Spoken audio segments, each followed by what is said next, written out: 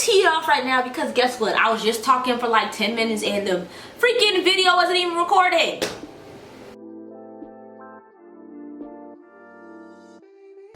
Hi guys, and welcome back to my channel. So if you haven't been here before, welcome to my channel. My name is Sweetscolour, not color, okay? And basically on my channel I do beauty videos, military related videos, I do vlogs and hair reviews and all that jazz, you know what I'm saying? So go ahead and click subscribe because we're trying to hit 30K before the end of January. So, you know, subscribe. I'll wait for you to do it. I think it's this side, or is it this side? I think it's this side. Let's hope it's right. Go ahead and subscribe now. I'll wait. Click the button, click it. I'm giving you this opportunity. I'm reminding you to click it, so go ahead and click it. Just click it, click it, click it, click it. Okay, so now that you click subscribe, thank you so much. Thank you for your support. I really appreciate it. Ting. Let's get into the video. So today's video is going to be about active duty versus reserves. Now I both was a reservist and now I am active duty, so I kind of am doing this off the top of my head. I didn't write this down. Usually I like to write down my army stuff, but let's see how this, if it flows smoothly, you know. So let's get right into the video. So in the reserves, so the reserves is basically like a part-time soldier. Like you have your regular life, whether you go to school, you work, then you do the reserves. You do it 1 week in a month, and then in the summertime you usually do like 2 to 3 weeks. I personally did 3 weeks in California, I did 2 weeks in Fort Stewart, and I did 2 weeks in Fort Bragg. So when you go to AT, all you're doing really is your job training. Like your job, it's basically your training. So you'll be in a field environment, you'll sleep in a tent. Well, we slept in a tent. We had a little, at one point we didn't have showers. Or sometimes when we went to Bragg, we stayed in barracks. Like you had like 3 people to a room in those barracks. And then at Fort Stewart, we lived in a bed. So it all depends on where you go. When I went to California, we was in the field for 3 weeks. We didn't have a shower for like a week, and we lived in the tent, and we had like our cots, and we had like porta potties for our bathroom, blah blah blah. So it's almost like a, I would say, mini training exercise is what it is. So you do that. So like the reserves wise, if you're trying to go to school, it definitely is a great option to do, because especially if you're just trying to go to school, it's a great option because all you gotta do is go to school and go to the reserves that 1 weekend. Now sometimes it does factor kind of mess up. So say we have a range weekend, and a range weekend basically you would, or a PT test weekend, you'll come to drill Friday to Sunday. Now say you have a final on Friday, like you gotta try to get excused, like, you know what I'm saying, like sometimes you'll run into complications with it being on the weekends, or sometimes with it being on Friday because you got class, like, or you can't really miss this assignment, or you got a final, and they're like, you know, they really let some, 9 times out of 10 the teacher will let you like get out because you have to go to drill, or sometimes drill will let you miss it, but you know, you just have that inconvenience of having to make sure that everything is covered. Not only that, but like for me, I worked 3 jobs. So I worked at Michael Kors, True Religion, and I worked in the Army, or I was a reservist, and then I was a full-time student. So trying to juggle 2 retail jobs and the Army and going to school, the reserves kind of was an inconvenience for me, because it's like, dang, I really can't work, or it's hard for me to get off. Even though your job is obligated to let you offer any military stuff, it still like kind of sucks. Like my availability kind of was iffy because I got to go to drill, but they give you like a sheet of all your drill dates or whatever. So I'll give it to my employer, but sometimes, you know, they'll let you do it, but the inside they're like, dang, we need somebody with open availability. Being that I worked in retail, it kind of was hard. Not only that, but I'm juggling school, being full-time, and I had 3 jobs. So sometimes being in the reserve kind of got my way, because let's say, for instance, I wanted to go to spring break, and spring break weekend is the same weekend as drill. Now, you know, you can't get out of drill. Like, you can't get out of drill because you want to go to spring break. Like, you gotta go to drill. Like, my last weekend before I even went active duty, they made me come to drill because even though I had already signed a new contract saying that I was going active duty or whatever, they still made me come to drill, and I was really butthurt about that because it was my last weekend with my family, but they're like, no, drill comes first, you have to be here. You know what I'm saying? So I still had to go to drill. So sometimes the reserves comes in and like punches you in the face. You're like, dang, like I need to do this, or I have this planned, or I have a wedding to go to, and they're like, nope, you can't go. So, but it's definitely a great opportunity, like I said, for if you're just trying to go to school, definitely legit. You know what I'm saying? You're getting paid like $200 to just go for a weekend. If you're really good with money, that can last you, because I know a couple of my friends that just did the reserves, didn't have another job, and they're fine. They're getting their GI Bill, the government's paying for their school, they're paying them to go to school. So, you know, they be alright. But me, for instance, it wasn't working for me. Like, I was stressing out. I had 3 jobs. Like, yeah. So basically, the reserves is part-time. You still gotta go to basic and AIT just like everybody else. You still go whatever, 10 weeks for basic, and you do your AIT, and then after AIT you go home. or some people, you know, they ship on to their next duty station. You don't really get leave days in the reserves. Like, you know how like active duty they can take leave and go here and go there. You only work on the weekend, so you don't really accumulate days to take off. Like, you're only working on the weekend.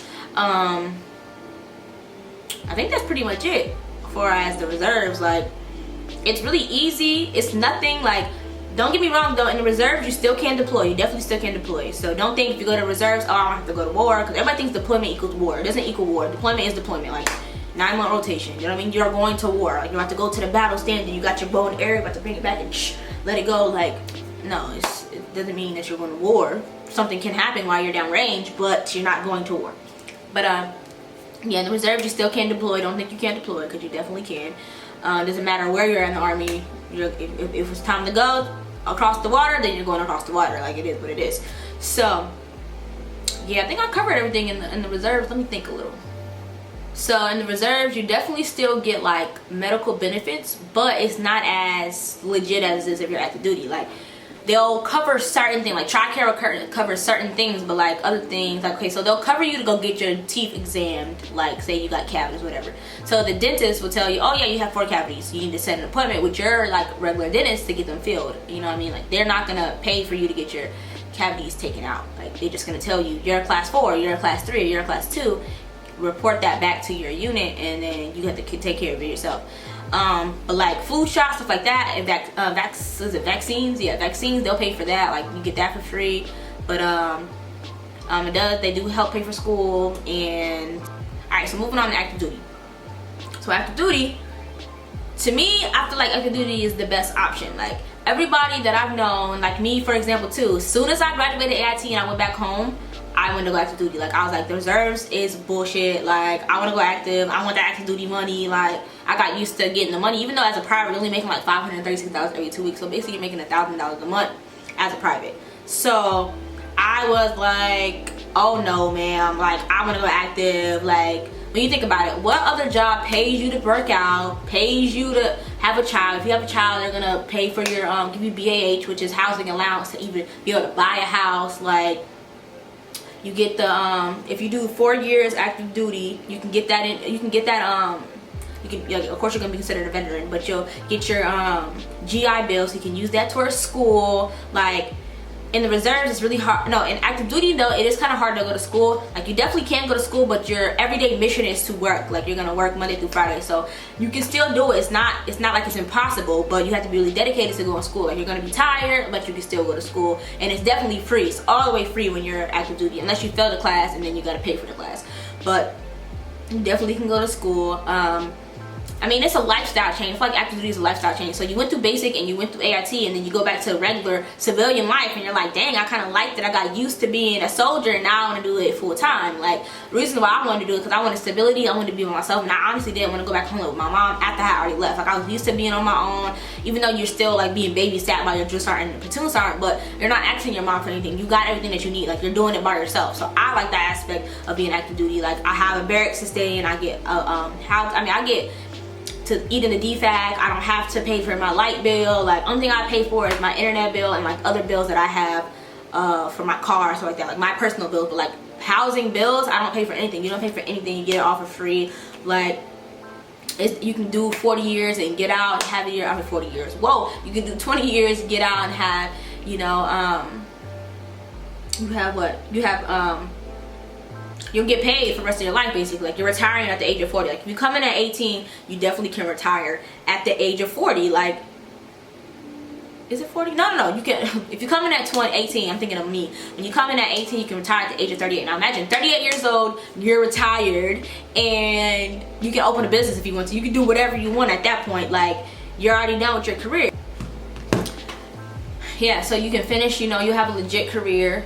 And like your medical wise, active duty, everything is paid for. Instead of like me, I got braces. The army does not pay for braces unless you need your jaw broken, or if you're overseas when you get them and you're there for 2 years, then they'll pay for braces. But like stuff like that they don't pay for. But like LASIK surgery, you can get LASIK, you can get veneers for free, you can get like a lot of medical procedures. I got my wisdom teeth taken out free. Like a lot of your medical, or almost all of your medical procedures are free. Like, you know how some jobs you set an appointment and you tell your boss I have an appointment, I need to miss work, and they're like, no, you gotta come to work. Well, in the Army, when you got an appointment, you got an appointment. Because if you don't make that appointment, you wasting, you know, civilians their tax dollars, you know, because they pay basically for us to go to our appointments. They pay the doctors, they pay the nurses, whatever. So if you don't go to your appointment, you know, you get canceled. So they make you go to your appointment. You got to stay up on your health, like, because you're a soldier, you know, you got to make sure you're ready to deploy at all times. So you got to make sure all your medical stuff is taken care of, like all that. So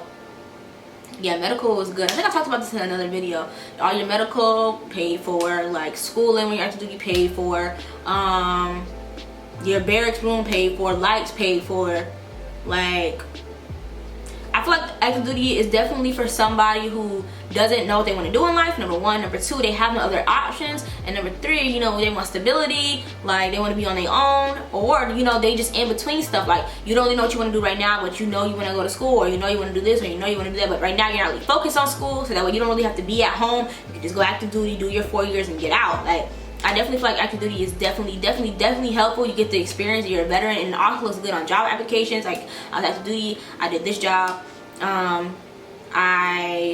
You know, just put active duty on your resume in general, military in general, you know, get you jobs. Like, they want to hire veterans. So I definitely would say go active duty over reserves, unless you know for sure that you just want to go to school. Like, if you're still trying to do the reserves because you're scared to go active duty and you feel like, oh, if I go active duty, I'm gonna go to war, you can still deploy as a reservist. Like, don't let that be the determining factor. Like, you're scared, like, I don't know. If you don't know for 100% fact that you want to go to school and you're planning on going to the military, definitely go active duty. And if you don't like it, get out. But you don't want to regret not going when you could have went, did it, all right, it's done, did your contract, and get out. Like, I don't know, I definitely tell everybody that asks me, should I go active duty or reserves? I'm like, go active, because as soon as I got back home, I wanted to go active duty. Like, if you're torn between active and reserves and it's not because of school, go active duty. But yeah, I think I covered everything I could think of on top of my head. If not, I'll probably make another video, part 2 or something. But thank you guys for watching, and I'll see you guys in my next video. And if you haven't already, now it's time to subscribe. So subscribe again. Let's try. Maybe it's on this side. Did I do this one last time? I don't know. But subscribe now. Please subscribe. 30K in January. Bye, guys.